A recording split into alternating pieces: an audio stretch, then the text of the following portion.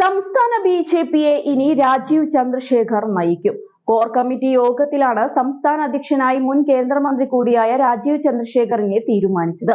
നിലവിലെ അധ്യക്ഷൻ കെ സുരേന്ദ്രൻ 5 വർഷം പൂർത്തിയാക്കിയ സാഹചര്യത്തിലാണ് പുതിയ അധ്യക്ഷനെ നിയമിച്ചിരിക്കുന്നത്. നാളെയായിരിക്കും ഔദ്യോഗിക പ്രഖ്യാപനമുണ്ടാവുക. നിയമസഭാ തിരഞ്ഞെടുപ്പ് വരെ കെ സുരേന്ദ്രൻ തന്നെ അധ്യക്ഷനായി തുടർന്നേക്കുമെന്നായിരുന്നു വിലയിരുത്തപ്പെട്ടത്. സുരേന്ദ്രന്റെ പ്രവർത്തനത്തിൽ ദേശീയ നേതൃത്വം തൃപ്തരാണെന്നും അദ്ദേഹത്തെ തുടരാൻ അനുവദിച്ചേക്കുമെന്നും പാർട്ടി വൃത്തങ്ങളെ ഉദ്ധരിച്ചുകൊണ്ടുള്ള റിപ്പോർട്ടുകളും ഉണ്ടായിരുന്നു. സുരേന്ദ്രനെ മാറ്റി നിർത്തിയാൽ ഒരുപക്ഷെ ശോഭാ സുരേന്ദ്രനോ അല്ലെങ്കിൽ മുതിർന്ന നേതാവായ എം.ടി. രമേശിനോ നറുക്കു വീണേക്കാം എന്നും അഭ്യൂഹങ്ങൾ ഉണ്ടായിരുന്നു. ഇതെല്ലാം തള്ളിയാണ് ഇപ്പോൾ രാജീവ് ചന്ദ്രശേഖറിന്റെ പേര് നിർദ്ദേശിക്കപ്പെട്ടിരിക്കുന്നത്. കേന്ദ്ര നേതൃത്വം തന്നെ രാജീവിന്റെ പേര് നിർദ്ദേശിച്ചതെന്നാണ് വിവരം. പാലക്കാട് ഉപതിരഞ്ഞെടുപ്പിന് ശേഷം ബി.ജെ.പിയിൽ ഉടലെടുത്ത ആഭ്യന്തര തർക്കങ്ങളിൽ ദേശീയ നേതൃത്വം കടുത്ത അതൃപ്തി പ്രകടിപ്പിച്ചിരുന്നു. കെ സുരേന്ദ്രനെതിരെ ഗുരുതര ആരോപണങ്ങൾ ഉയർത്തി സന്ദീപ് വാര്യരെ പോലുള്ള നേതാക്കൾ പാർട്ടി വിടുന്ന സാഹചര്യം വരെ ഉണ്ടായി. മാത്രമല്ല, കൊടകര കുഴൽപ്പണ വിവാദത്തിലും സുരേന്ദ്രന്റെ പേര് ചർച്ചയായി. കൃഷ്ണദാസ് പക്ഷവും കെ സുരേന്ദ്രനെതിരെ രംഗത്തു വന്നു. ഇതെല്ലാമാണ് സുരേന്ദ്രനെ മാറ്റി നിർത്താനുള്ള തീരുമാനത്തിന് കാരണമെന്നാണ് വിലയിരുത്തപ്പെടുന്നത്.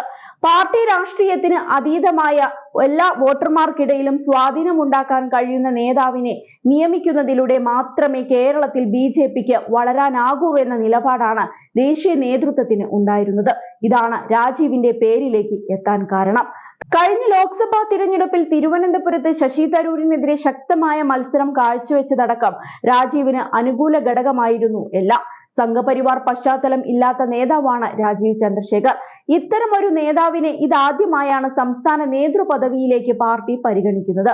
2016 മുതൽ 18 വരെ കർണാടകയെ പ്രതിനിധീകരിച്ചുള്ള സ്വതന്ത്ര രാജ്യസഭാംഗമായിരുന്ന രാജീവ് 2018 ബി.ജെ.പിയിൽ ചേരുന്നത്.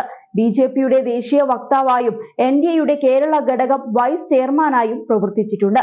കഴിഞ്ഞ മോദി സർക്കാരിൽ നൈപുണ്യ വികസന സംരംഭകത്വം, ഇലക്ട്രോണിക്സ് ആൻഡ് ഇൻഫർമേഷൻ ടെക്നോളജി വകുപ്പുകളുടെ സഹമന്ത്രിയായിരുന്നു അദ്ദേഹം. അതേസമയം കെ സുരേന്ദ്രൻ തുടരുന്നതിൽ പലർക്കും അതൃപ്തിയുമുണ്ട്.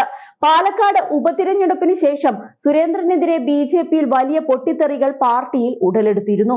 സന്ദീപ് വാര്യർ പാർട്ടി വിടാനടക്കം ഈ പൊട്ടിത്തെറി കാരണമായി. കൃഷ്ണദാസ് പക്ഷം ഒറ്റക്കെട്ടായി സുരേന്ദ്രനെതിരെ രംഗത്തുണ്ട്. കൊടകര കള്ളപ്പണ വിവാദത്തിലടക്കം സുരേന്ദ്രനെതിരെ പാർട്ടിയിൽ വലിയ അതൃപ്തികൾ ഉടലെടുത്തിരുന്നു. ഇതിനിടയിൽ നിയമസഭാ തിരഞ്ഞെടുപ്പിൽ സംസ്ഥാന ബി.ജെ.പിയെ ഒരു വനിത നയിക്കട്ടെ എന്ന തീരുമാനത്തിലേക്ക് ബി.ജെ.പി ദേശീയ നേതൃത്വം എത്തുമോ എന്ന സൂചനയും ഉണ്ടായിരുന്നു. അങ്ങനെയെങ്കിൽ ബി.ജെ.പിയിലെ തീപ്പൊരി നേതാവായ ശോഭാ സുരേന്ദ്രന് സാധ്യത ഏറെയായിരുന്നു. കഴിഞ്ഞ ലോക്സഭാ നിയമസഭാ തിരഞ്ഞെടുപ്പിലെല്ലാം ബി.ജെ.പിയുടെ വോട്ടുകൾ കുത്തനെ ഉയർത്താൻ സാധിച്ച നേതാവാണ് ശോഭാ സുരേന്ദ്രൻ. മത്സരിച്ച തിരഞ്ഞെടുപ്പുകളിലെല്ലാം ബി.ജെ.പിയുടെ വോട്ട് ഉയർത്താൻ ശോഭയ്ക്ക് സാധിച്ചിട്ടുണ്ട്. ശോഭാ സുരേന്ദ്രനോട് വലിയ വിഭാഗം നേതാക്കൾക്ക് താല്പര്യമുണ്ടായിരുന്നു. പാലക്കാട് ഉപതിരഞ്ഞെടുപ്പ് സമയത്ത് ശോഭയോടുള്ള താല്പര്യം മുതിർന്ന നേതാക്കളടക്കം പരസ്യമായി പ്രകടിപ്പിച്ചിരുന്നു. എന്നാൽ നറുക്കു വീണത് മറ്റൊരു നേതാവിനാണ് എന്നത് ശ്രദ്ധേയമാവുകയാണ്.